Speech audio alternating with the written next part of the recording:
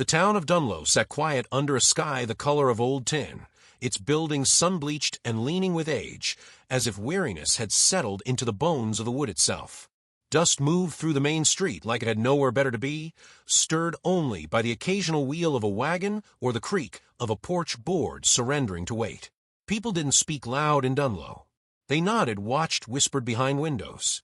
They'd seen enough of life to know that silence often outlasted noise.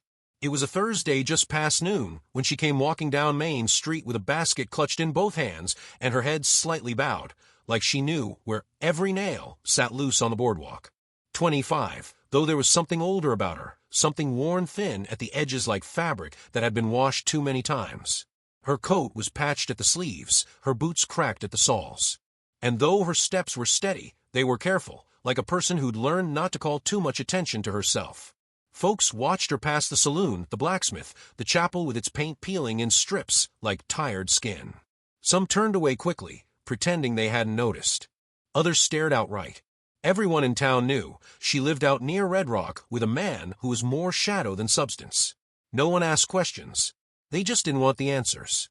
Across the street, the general store bell jingled as she slipped inside, disappearing for a time into the scent of flour, soap, and old pine. The widow who ran the counter greeted her softly, but didn't smile, just moved to fill her small order in silence, avoiding her eyes. Outside, a man on horseback waited.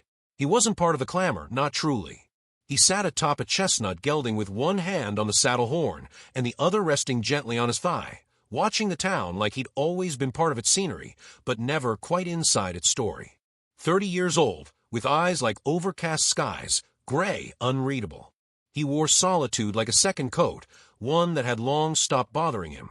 People called him a rancher, though no one knew much else. He lived alone, tended cattle, and came into town only when something ran out. He wasn't known for words, just his presence, quiet as dusk. She stepped out again, basket full now, moving with the same cautious rhythm. And then the saloon door banged open behind her. He came out angry, loud. The man from Red Rock. His boots hit the ground heavy, like each step declared ownership of the earth. Red-faced and half-drunk, his voice cracked through the still air like a whip. What he said was cruel, sharp. It wasn't the first time he'd thrown such words, and it wouldn't be the last. But when she didn't answer, when she turned slightly to keep walking, he struck her. The sound echoed. A slap, open and fast, that cracked across her face and sent an apple rolling from her basket into the dust. Everything stopped. The sheriff, lounging by the jailhouse, tilted his hat forward and looked away. A woman pulled her child behind her skirt. The preacher stepped back into the chapel without a word. The rancher didn't move. She stood still, one cheek blooming red, her hand trembling but not raised to her face. There were no tears. Just a slow, quiet breath as she crouched to gather the scattered fruit. And that was when the rancher dismounted. He didn't rush.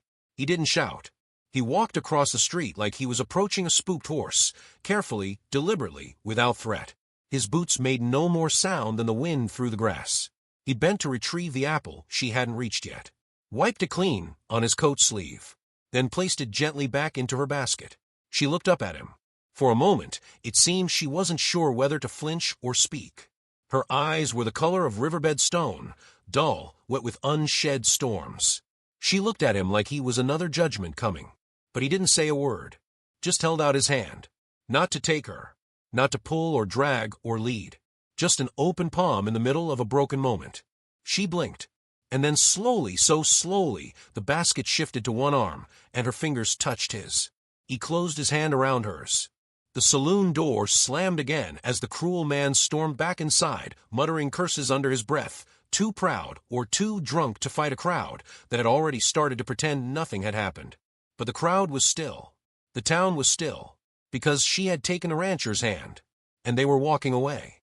No words passed between them. None were needed. They left the groceries behind, left the bruises in the dust, left the stares and the whispers to fade like smoke in the evening air. The wind rose soft as a lullaby. Somewhere far off, a hawk called once and fell silent. And as the sun began to lower behind the hills, throwing long shadows across the trail, the rancher and the woman walked toward the horizon, quiet, steady, unknown. Not as savior and victim, not as outlaw and fugitive, but as two people who understood what it meant to survive the silence. And maybe that was the beginning of something worth remembering. They walked until the road became nothing more than the memory of a path, swallowed by the open prairie. The rancher said little. He moved with the quiet ease of someone used to letting the land speak first. She followed beside him, one hand still in his, not for balance but for breath. With every step, the space between her and everything she'd endured began to stretch, slowly, like a limb remembering how to feel again. The sky grew darker with every mile. Not storm dark, but dusk dark, the kind that wraps the world in soft shadows and leaves only silhouettes behind. Birds passed overhead in small groups, heading somewhere warm.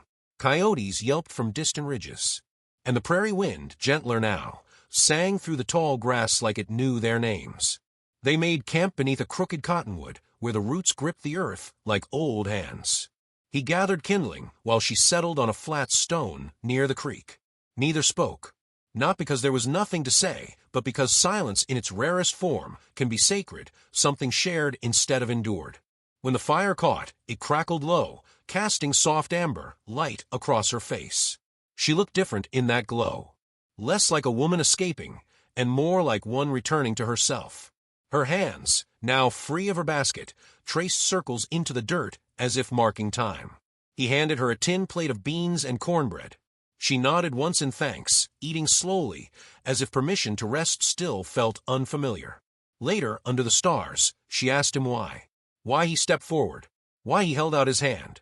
He didn't answer right away. Just poked the fire once, watching a coal roll loose and burn bright before dying. Because you look like you've been asked to be strong for too long, he finally said. And you didn't need saving. Just someone to walk with. She looked at him a long while. Not with the suspicion most men earned, but with the kind of cautious wonder that blooms when pain is finally witnessed instead of explained away. She told him she wasn't running. That she had nowhere to run to. He nodded. Then don't call it running, he said. Call it walking away. That's braver anyway. In the hours that followed, they spoke in fragments. She told him how Red Rock was the only place she'd ever lived. How she was given over at 17 to a man who knew only fists and silence. How she'd once tried to leave before, but no one believed her. The bruises faded too quickly. The lies lasted longer. He didn't interrupt. Didn't offer pity or rage or plans. Just listened. Let her words fall into the fire like dry leaves, burning fast and bright, then gone. But in Dunlow, trouble stirred. By morning, word had passed through every saloon and storefront that the woman was missing, and that the rancher was with her. The man from Red Rock roared his outrage to the sheriff, demanding justice, twisting the story until he wore the mask of a wronged lover. He spat the word kidnapped like it had been stolen from his own mouth. The sheriff, reluctant and bored, stirred himself to act. Not because he believed the man, but because he feared what not acting might say. A posse formed, led not by law, but by rumor. They saddled horses and followed vague tracks into the plains, eyes hungry for blame. It took them until the second morning to find the cottonwood by the creek. The rancher was tending the fire again.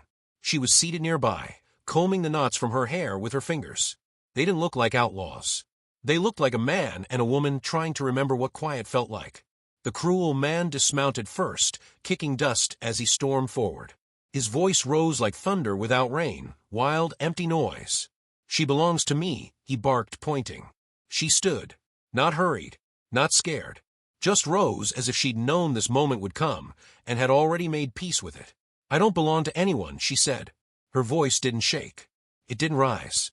It was steady, like a fence post dug deep into good earth. You're coming back with me, the man snarled. No, I'm not. The rancher stood then, not in front of her, but beside.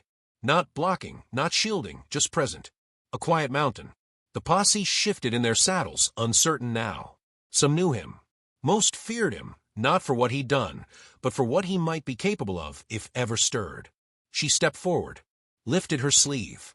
The bruises were faint, faded from purple to yellow, like flowers drying in the sun. But they were there, and for once no one looked away. He hit me. Over and over. Her voice didn't waver. He said no one would believe me. That I was too mouthy, too wild, too ungrateful. She turned toward the sheriff. Is that who you came to return me to? The sheriff's eyes dropped to the dirt. He scratched at his jaw, then spat. No, ma'am, he said. Far as I see, You're free to go where you please." The cruel man sputtered, cursed, stepped forward once more. But no one followed him. Not this time. He rode away alone, his pride dragging behind like a broken saddle. And the posse left not long after, heads low, words few. There was nothing left to say. She turned to the rancher. Her hand brushed his. He didn't grip her fingers like before. This time, she reached for his. And that made all the difference. They walked back to the fire. The sky stretched wide above them, open and blue and full of promise. The road ahead would not be easy. There would still be whispers. Still be wounds to clean. But for the first time in years, she wasn't alone. And he, the man who had made peace with solitude, found that a quiet life could still echo if shared with someone who'd earned their silence the hard way. Somewhere far off, a meadowlark sang into the wind. And the wind carried it forward, toward whatever came next.